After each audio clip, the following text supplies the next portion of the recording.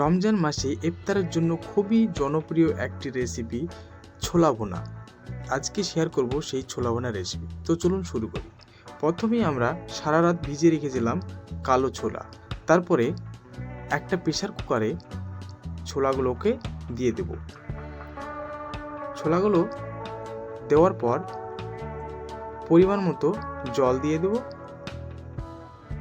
পরিমাণ মতন জল দেওয়ার পর তাতে দিয়ে দেবো স্বাদ মতো লবণ।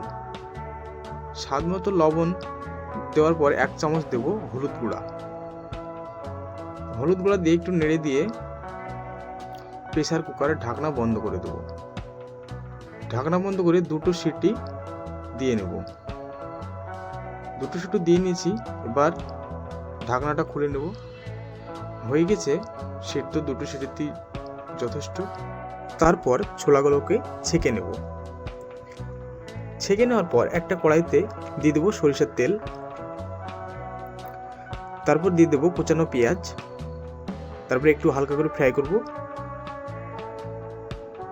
হালকা ফ্রাই করার পর দিয়ে দেবো কুচানো কাঁচা লঙ্কা।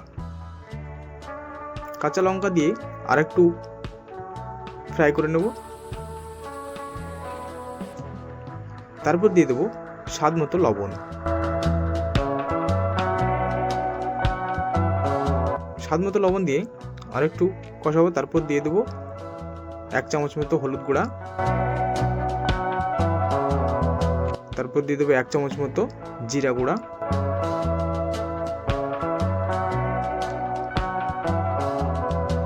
জিরা গুঁড়া দেওয়ার পর কষানোর পর দিয়ে দেবো সেদ্ধ করা ছোলা।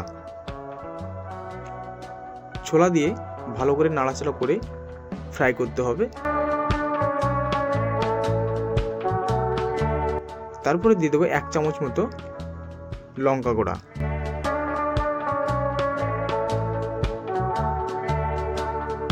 লঙ্কা গুঁড়ো দিয়ে আবারও ফ্রাই করব।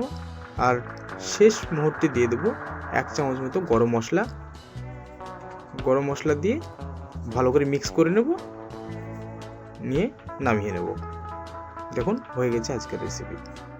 তো বন্ধুরা, কেমন লাগলো আজকের রেসিপি অবশ্যই কমেন্টে জানাবেন। আর আমার চ্যানেলটি সাবস্ক্রাইব করতে ভুলবেন না। দেখা হচ্ছে পরের এক রেসিপিতে। বাই, ভালো থাকবেন সবাই।